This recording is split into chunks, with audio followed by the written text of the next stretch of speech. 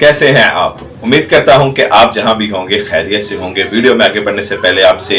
एक ही दरख्वास्त है कि अगर आपने अब तक हमारा चैनल सब्सक्राइब नहीं किया तो बराए मेहरबानी सब्सक्राइब के बटन को हल्का सा पुश कर दें। हमारी वीडियो को जरूर लाइक कीजिएगा और कमेंट बॉक्स में आपके कमेंट का बड़ी बेसब्री से इंतजार रहता है, तो कमेंट बॉक्स में अपनी कोई ना कोई बात भी हमसे दिल की बात करते जाइएगा। तो आज बढ़ते हैं विनोद खन्ना के जो वर्सटाइल एक्टिंग थी, वो ऐसे एक एक्टर थे कि जो विलन में भी जज जाते थे, हीरो में भी जज जाते थे और पूरी एनर्जी के साथ वो एक काम करते हुए नजर आते थे। विनोद खन्ना विलन से हीरो की तरफ बड़ी तेजी से सफर तय कर रहे थे और एक फिल्म प्रकाश मेहरा जंजीर के जरिए रोमांटिक फिल्मों का जो एक ट्रेंड बना हुआ था उसको तोड़ चुके थे और एंग्री यंग मैन की एंट्री दे चुके थे। लेकिन प्रकाश मेहरा की जो फिल्में होंगी वो आप फिल्में देखेंगे तो उसमें आपको गुंडा, दादा, लावारिस इस तरह की कहानियां ज्यादा आपको नजर आएगी। तो ये भी एक किस्म की कहानी थी कि जो जंजीर से ठीक एक साल बाद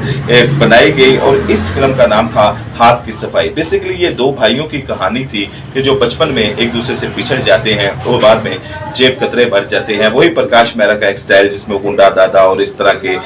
गैंग और इस तरह की कहानियां बनाते हुए नजर आते हैं। तो दो भाई होते हैं, रणबीर कपूर बड़े भाई होते हैं, विनोद खन्ना जो होते हैं वो छोटे भाई होते हैं। रणबीर कपूर के साथ जो हीरोइन आई थी वो हेमा मालिनी आई थी और दिलचस्प बात ये थी कि इससे पहले राज कपूर के साथ भी हेमा मालिनी जी काम कर चुकी थी। तो ये हाथ की सफाई एक फिल्म थी और जिसमें रणबीर कपूर के ऊपर किशोर कुमार की आवाज के ऊपर गाने फिल्माए गए थे, यानी कि रणबीर कपूर के लिए जो आवाज इस्तेमाल की गई थी वो किशोर कुमार थी और इस विनोद खन्ना के ऊपर एक ही गाना फिल्माया गया था जो मोहम्मद रफी की आवाज में था, ये वादा रहा कि ना होंगे जुदा। और 150 फिल्मों में विनोद खन्ना जी ने काम किया था और पहला फिल्म फेयर अवार्ड उनको इसी गाने ही की वजह से मिला था। लेकिन इस गाने की दिलचस्प सूरत हाल उस वक्त पैदा हो गई कि जब विनोद खन्ना चाहते थे कि किशोर कुमार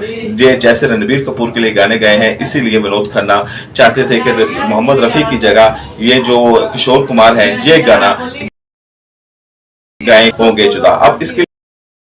इसके मौसीकार थे और गुलशन बाबरा ने इसके जो थे वो बोल लिखे थे और प्रकाश मेहरा ये फिल्म बना रहे थे। लेकिन जब उनको मालूम पता चला कि मोहम्मद रफी के आवाज में एक गाना रिकॉर्ड करवाया गया है तो पहले वो कल्याण जी आनंद जी के पास गए और वहां पर अपना बड़ा जबरदस्त किस्म का एहतजाज रिकॉर्ड करवाया कि ये किशोर कुमार जी की आवाज में होना चाहिए, क्योंकि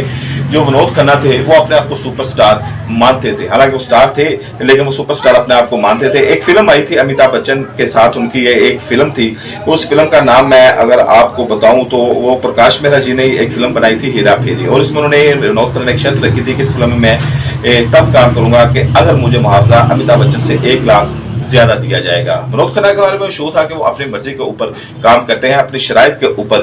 काम करते हैं और वैसे भी वो अपने आप को मनवा चुके थे तो वो जरूरत पा चुके थे तो लोग उनकी शराइत को मानते भी थे और उनकी जो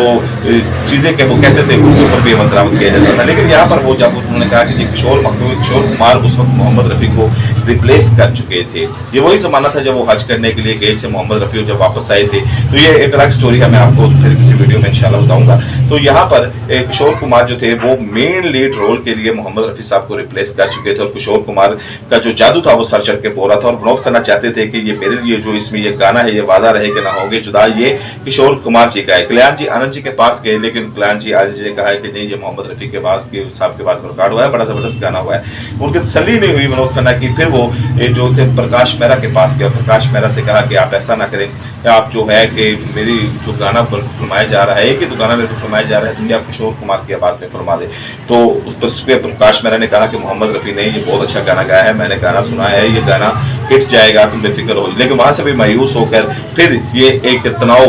देखने के आया, वहां पर सेट पे तनाव देखने में आया, रिकॉर्डिंग के दौरान सेट पे तनाव देखने पे आया। विनोद खन्ना वैसे भी अपने इन चीजों के लिए मशहूर थे, तो एक अजीबो गरीब किस्म का एक माहौल पैदा हो गया, लोग एक दूसरे से खींचे रहने लगे और सेट के ऊपर भी वो खुशगवार माहौल ना रहा। तो रणबीर कपूर को जब ये सारे मामला पता चला तो वो बीच में आए, उन्होंने रणबीर कपूर ने वो गाना सुना और विनोद खन्ना को समझाया कि ये गाना जो है ये सुपर डुपर हिट होगा। मोहम्मद रफी साहब ने बड़ा जबरदस्त किस्म का ये गाना गाया है। मोहम्मद रफी साहब के वैसे भी सारे ही चाहने वाले थे, रणबीर कपूर भी चाहने वाले थे, प्रकाश मेहरा भी चाहने वाले थे, कल्याण जी आनंद जी तो वैसे ही उनको मुर्शिद का दर्जा देते थे और गुलशन बाबरा के तो वो खास मुरीद थे, तो सभी उनसे प्यार करते थे मोहम्मद रफी साहब का। और ये एक किसी में जरूरत भी नहीं थी कि मोहम्मद रफी साहब को कहेगा जी ये आपकी जगह है किशोर कुमार का, लेकिन रणबीर कपूर ने बीच बचाव में आकर ये तमाम चीजें सेटल की और मनोज खन्ना को मुतमिन किया कि ये गाना सुपर डुपर हिट जाएगा, तुम बेफिक्र हो। और जब ये गाना रिलीज हुआ तो हर एक की जुबान पे यही गाना था कि ये वादा रहा कि ना होंगे जुदा, रोमांटिक किस्म का गाना, जबरदस्त किस्म का गाना, और इसी गाने के लिए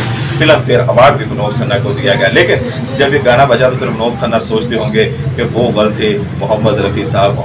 साहब भी हैं। किशोर कुमार का अपना एक स्टाइल था, मोहम्मद रफी साहब का अपना एक स्टाइल था, लेकिन ये बात आखिरी दम तक मोहम्मद रफी साहब को पता नहीं चली कि शायद अगर वो पता चलती तो उनके दिल पे क्या गुजरती कि किशोर कुमार देखे ना कंपटीटर के मुकाबले में, जब एक कंपटीटर हो किशोर कुमार, मोहम्मद रफी साहब कंपटीटर तो थे, कि पता चले कि यार उसकी आवाज़ से मुतमिन नहीं है, तो फिर जो परफॉर्म कर रहा है उसके दिल पे थोड़ी सी पीती है। ये दिलचस्प वाक़या था, आपकी कोशिश गुजार किया, तो आप वीडियो को लाइक जरूर कीजिएगा, कमेंट बॉक्स में अपनी कीमती राय जरूर दे के जाइएगा, आपसे बात करके जाइएगा, ये हमें बड़ी हौसला अफजाई देती है। और हमारे चैनल को सब्सक्राइब करना ना भूलिएगा। आपसे मुलाकात अगली वीडियो में।